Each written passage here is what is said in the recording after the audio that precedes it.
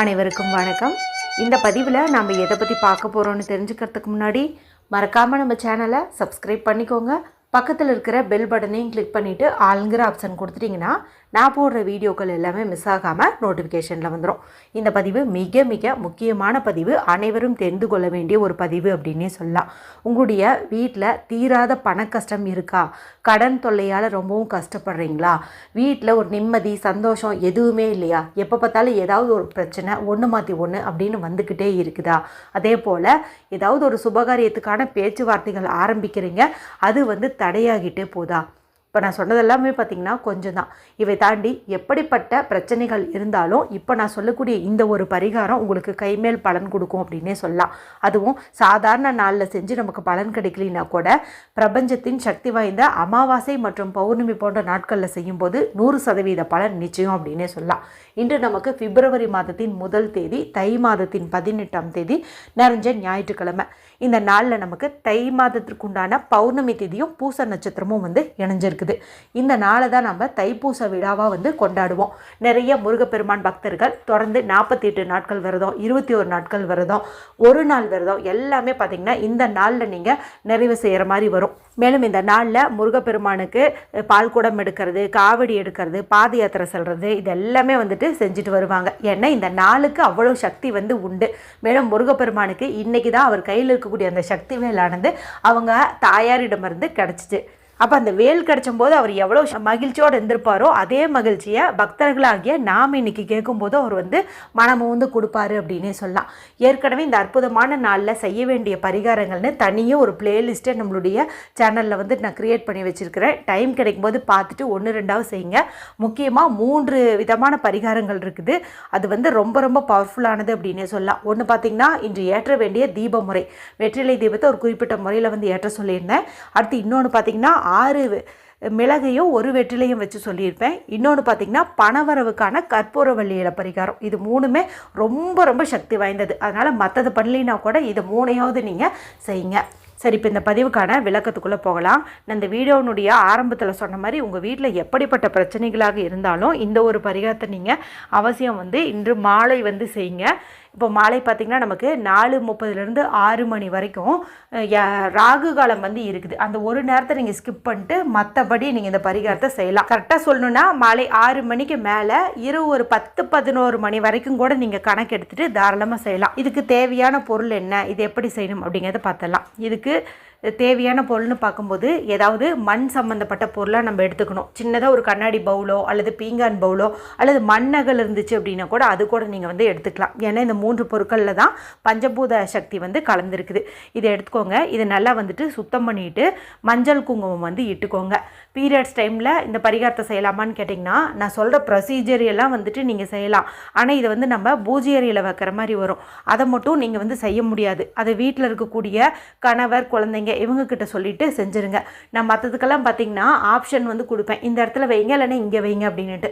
ஆனால் இந்த பரிகாரத்தை கண்டிப்பாக நம்ம பூஜை அறையில் தான் நிறைவு செய்யணும். அதனால் அவசியமாக வீட்டில் யாராவது ஹெல்ப்புக்கு இருந்தால் மட்டும் நீங்கள் இதை செய்யுங்க. இல்லைன்னா வேறு மற்ற பரிகாரங்கள் சொல்லியிருக்கிறேன் இல்லையா, அதை நீங்கள் செஞ்சுக்கோங்க. சரி, இப்போ விளக்கு சுத்தம் பண்ணியாச்சு இல்லையா?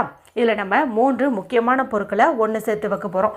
3மே தனித்துவம் வாய்ந்தது. அந்த 3மே ஒன்றா சேரும்போது இன்னும் அற்புதமான பலனை நமக்கு கொடுக்கும். அதில் முதல் பொருள் என்ன அப்படின்னு பார்த்திங்கன்னா வெண்கடுகு. இந்த வெண்கடுகு அப்படிங்கிறது பார்த்திங்கன்னா திருஷ்டிகள், ஏவல், பில்லி, சூன்யம், கண் திருஷ்டி எல்லா விதமான பிரச்சனைகளையும் நீக்க வல்லதுன்னு சொல்லலாம். அதுவும் ஞாயிற்றுக்கிழமை நாளில் இந்த வெண்கடுகு வச்சு நம்ம செய்யக்கூடிய பரிகாரம் கைமேல் பலன் கொடுக்கும் அப்படின்னே சொல்லலாம். மேலும் பணவரவில் இருக்கக்கூடிய திருஷ்டிகளையும் இது நீக்கும். அதாவது நீங்கள் நல்லா சம்பாதிச்சிட்ருக்கிறீங்க, இல்லை உங்கள் பிஸ்னஸ் நல்லா டெவலப் ஆகிட்டுருக்குதுங்கும் போது அக்கம் பக்கத்தினர் பார்த்து இவங்களுக்கு என்னப்பா பணத்துக்கு குறைவு, அதான் நல்ல பிஸ்னஸ் நடக்குதே, நல்ல வியாபாரம் ஆகுதே, இவ்வளோ கை நிறைய சம்பாதிக்கிறாளே அப்படின்னு சொல்லுவாங்க பாருங்கள்.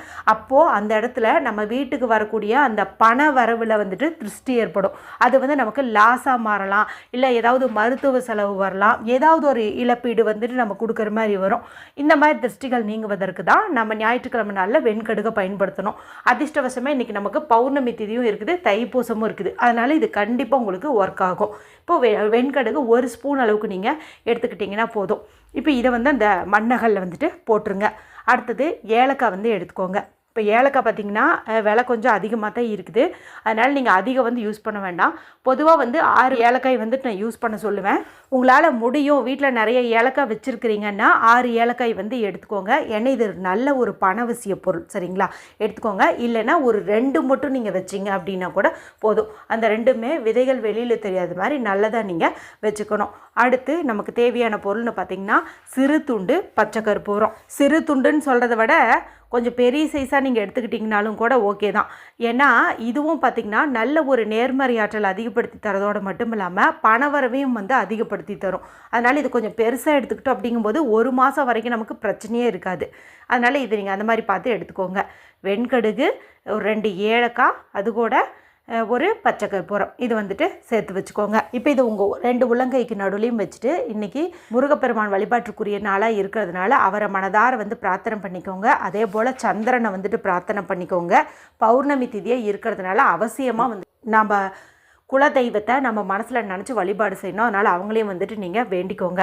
அதன் பிறகு இதை நீங்கள் எடுத்துகிட்டு போயிட்டு உங்களுடைய பூஜை அறையில் எந்த சுவாமி படம் இருந்தாலும் சரி, நீங்கள் அங்கே வந்துட்டு ஒரு ஓரமாக வந்துட்டு வச்சுருங்க. இது வந்து திறந்த நிலையில் தான் இருக்கணும், மூடி வைக்கக்கூடாது. இது அப்படியே வந்து இருக்கட்டும். 1 மாதம் வரைக்கும் இது பூஜை அறையிலே வந்துட்டு இருக்கட்டுங்க. இந்த 1 மாதத்துலேயே நீங்களே பாருங்கள், எத்தனை விதமான பிரச்சனைகள் உங்கள் வீட்டில் இருந்தாலும் அதுக்கெல்லாம் சொல்யூஷன் டக்குன்னு வந்துட்டு கிடைக்கும். மேலும் உங்களுக்கு வர வேண்டிய பணம் யார்ட்டையாவது கொடுத்து ஏமாந்துருந்தீங்கும் போது அந்த பணம், வேறு எங்கேயாவது சம்பளத்துக்கு வேலை செஞ்சுட்டு இருந்தால் அவங்க இன்னும் நம்மளுக்கு சேலரி போடாமல் இருக்கிறாங்க, நம்ம வேலையை விட்டு இன்னும் நமக்கு சம்பளம் இன்னும் வராமல் இருக்குது அப்படிங்கும்போது அந்த பணம், இப்படி எல்லாமே உங்கள் வீடு தேடி வரும். தடைப்பட்ட பணம் எல்லாமே உங்கள் வீடு தேடி வரும். வீட்டில் ஒரு நிம்மதி வந்து இருக்கும். வீடு நிம்மதியாக இருந்துச்சு அப்படின்னாவே மற்றதெல்லாம் நல்லாவே வந்துட்டு நடக்கும்.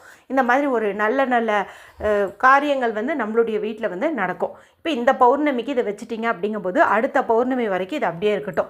அடுத்த பௌர்ணமியின் போது நம்ம என்ன பண்ணணும்னா, இந்த பச்சை கற்பூரம் பார்த்திங்கன்னா காற்றுல வந்து கரைஞ்சி போயிருக்கும். இந்த ஏலக்காய் வந்து வாசமெல்லாம் குறைஞ்சி போயிருக்கும். இருந்தாலும் இந்த ஏலக்காயை நாம் வந்துட்டு எடுத்து பத்திரப்படுத்தி வச்சு செவ்வாய் வெள்ளி சாம்பிராணி தூவம் போடும் பழக்கம் இருந்துச்சுன்னா அதில் நீங்கள் இதை போட்டு வீடு முழுவதும் காட்டுறது அப்படிங்கிறது நல்லது.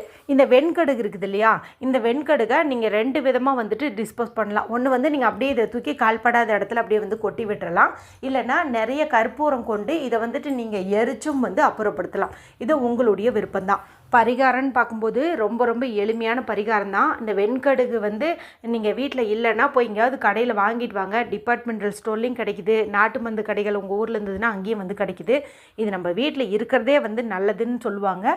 மேலும் இதை வச்சு நம்ம சேனலில் நிறைய பரிகாரங்களும் வந்துட்டு இருக்குது. அதனால் வாங்கிட்டு வந்து வச்சுக்கிறதும் நல்லது தான். இந்த 3மே தனித்தனியாகவே நல்லாவே வேலை செய்யும். 3ஐயும் இந்த அற்புதமான நாளில் நம்ம ஒன்றாவும் சேர்த்து வச்சுருக்கோம். அதனால் இதனுடைய அற்புதத்தை நீங்கள் செஞ்சு பார்க்கும்போது உணர்வீங்க. அவசியம் செஞ்சு பலனடையுங்க.